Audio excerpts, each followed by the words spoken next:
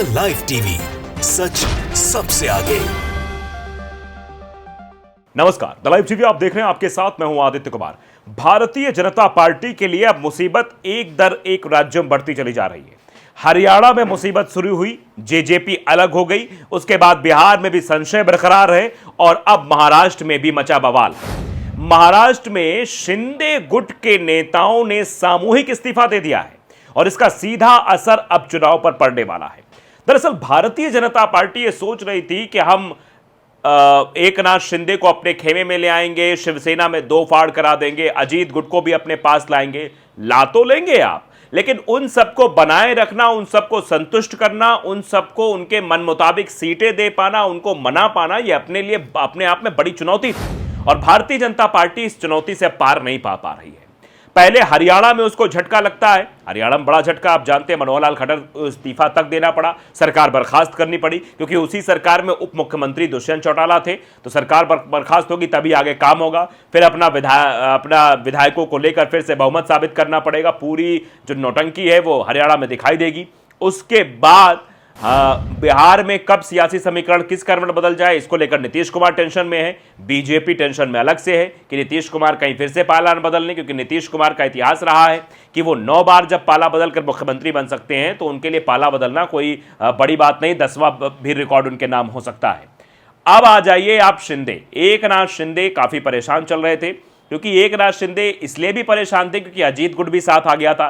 दो उप मुख्यमंत्रियों के साथ सरकार चल रही थी, यानी 2 बड़ी राजनीतिक पार्टियां जो मध्य प्रदेश में काम कर रही थी, एक शिवसेना, दूसरी एनसीपी। इन दोनों को तोड़ने का काम भारतीय जनता पार्टी की तरफ से किया गया और ऐसे में भारतीय जनता पार्टी अब जब उसको उन दोनों पार्टियों को तोड़कर उन दोनों के नेताओं को अपने पास लेकर आई है तो उनको संतुष्ट करना भी भारतीय जनता पार्टी की नैतिक जिम्मेदारी है। अब भारतीय जनता पार्टी टिकट नहीं दे पा रही है और एकनाथ शिंदे से कोई कमिटमेंट नहीं कर पा रही है, तो एकनाथ शिंदे कैसे अपने नेताओं को यह बता पाए, कैसे अपने कार्यकर्ताओं को यह बता पाए कि ठीक है भाई, निश्चिंत रहो, हमारी बात हो गई है, हाईकमान से बात हुई है, आप लोगों को टिकट जरूर मिलेगी। तो टिकट का आश्वासन तो वो दे नहीं पा रहे, नेताओं से बात नहीं कर पा रहे, इसीलिए नेता अब सामूहिक इस्तीफा दे रहे हैं और जिसको लेकर हलचल तेज हो गई है कि महाराष्ट्र में कहीं फिर से खेला तो नहीं होने वाला, कहीं अपनी गलती का एहसास एकनाथ शिंदे को तो नहीं हो जाएगा। ये सब चर्चाएं अब हो रही हैं। अब देखिए, हेडिंग चल रही है इस वक्त कि लोकसभा टिकट को लेकर शिंदे गुट में विवाद, कई नेताओं ने दिया सामूहिक इस्तीफा। यानी सामूहिक इस्तीफा इस बात की तस्दीक करता है कि महाराष्ट्र में कुछ भी ठीक नहीं चल रहा है। महाराष्ट्र एनडीए में बगावत के पूरे आसार साफ साफ दिखाई दे रहे हैं, बिल्कुल क्लियर, सब कुछ क्लियर पिक्चर दिखाई दे रही है। मुख्यमंत्री एकनाथ शिंदे को एक के बाद एक बड़े झटके लग रहे हैं। दरअसल लोकसभा चुनाव नजदीक आते ही शिवसेना शिंदे गुट में अंदरूनी विवाद छिड़ गया है। यह बात सामने आई है कि शिरडी लोकसभा सीट पर शिंदे ग्रुप के सांसद सदाशिव लोखंडे के खिलाफ पार्टी के अंदर बेहद नाराजगी थी। इसी नाराजगी के चलते शिंदे गुट के कई नेताओं ने सामूहिक इस्तीफा भी दिया है। ऐसे में आशंका है कि शिंदे गुट को शिरडी में बड़ी परेशानी का सामना करना पड़ेगा। दरअसल यहां से खबर आ रही है कि पिछले 10 साल से कोई काम नहीं करने वाले जो सांसद हैं वो को पदाधिकारी और कार्यकर्ता नापसंद करने की भूमिका में है।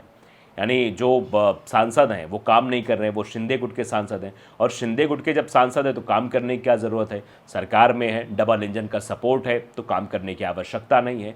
जब पीछे से इंसान को सपोर्ट मिलता रहता है तो काम करने की क्या ज़रूरत है उसे। इस बारे में कहा जा रहा है कि सदाशिव लोखंडे ने क्षेत्र में कोई ठोस काम नहीं किया, उन्होंने कभी पदाधिकारियों पर भरोसा नहीं किया, अधिकारियों पर भरोसा नहीं किया। इसलिए पदाधिकारियों से ने ये सवाल भी पूछा है कि इसका हम जनता को क्या जवाब दें।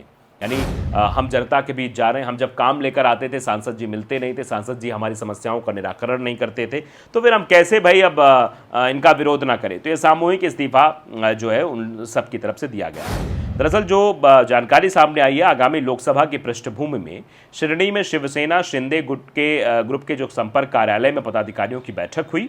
इस बैठक में सैकड़ों पदाधिकारियों ने सदाशिव लोखंडे के कामकाज से नाराजगी जताते हुए सामूहिक इस्तीफा दे दिया है।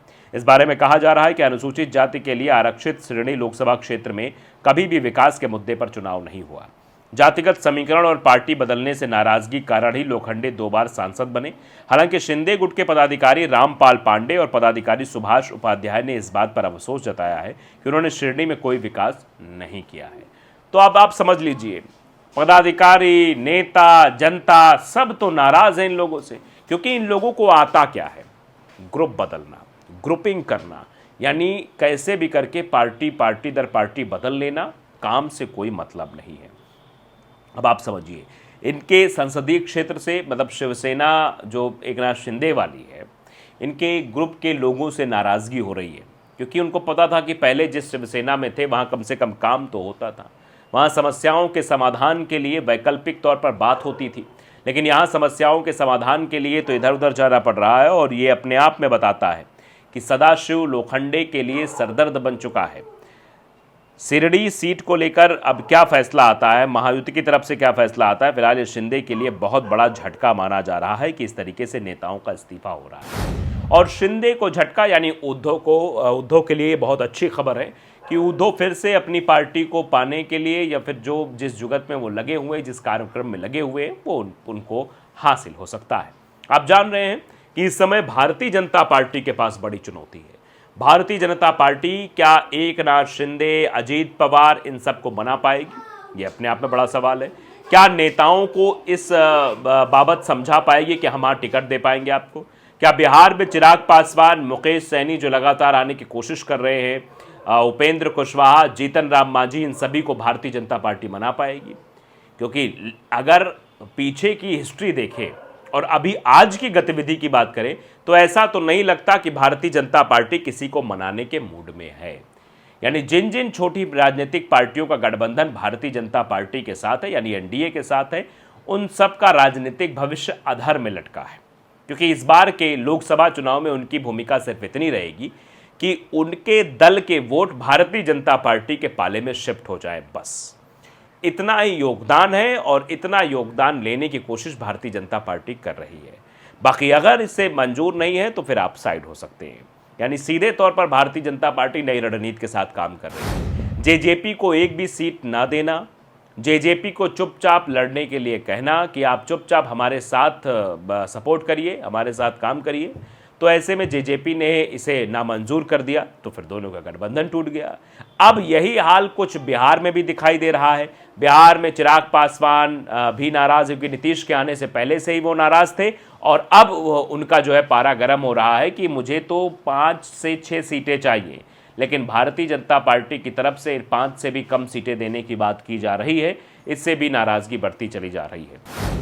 तो आप साफ तौर पर अंदाज़ा लगा सकते हैं आने वाले समय में गतिविधियां और भी बढ़ने वाली हैं और चीज़ें और भी हाथ से निकलने वाली हैं। तो जिस तरीके से लगातार जो है ये तिकड़म भिड़ाया जा रहा है, नेताओं को मनाने का सिलसिला जो है, इसीलिए शायद भारतीय जनता पार्टी की दूसरी लिस्ट भी अटकी हुई है। दूसरी लिस्ट में 100 नामों को लेकर चर्चाएं ज़रूर हो गई हैं कि 100 नामों की चर्चा जल्दी लिस्ट आ सकती है। लेकिन ऐसे में मनाना, सबको साथ लेकर चलना, ये भारतीय जनता पार्टी के लिए बड़ी चुनौती हो गई है। और जिस तरीके से अब अपने ही गुट के नेताओं से नेता नाराज़ हो रहे हैं, कार्यकर्ता नाराज़ हो रहे हैं, पदाधिकारी नाराज़ हो रहे हैं, सामूहिक इस्तीफा दे रहे हैं, तो इससे आप समझ सकते हैं आने वाले समय में महाराष्ट्र हो, बिहार हो या हरियाणा हो, यहाँ की जनता भी ये सब देख रही है। और जब जनता एक बार देखकर वोट डालने जाती है तो फिर समस्याएं खड़ी हो जाती हैं। लाइव टीवी को अगर आपने सब्सक्राइब नहीं किया, जरूर करिए, बेल आइकन दबाइए ताकि सच खबर आप तक पहुंचती रहे। नमस्कार। द लाइव टीवी, सच सबसे आगे।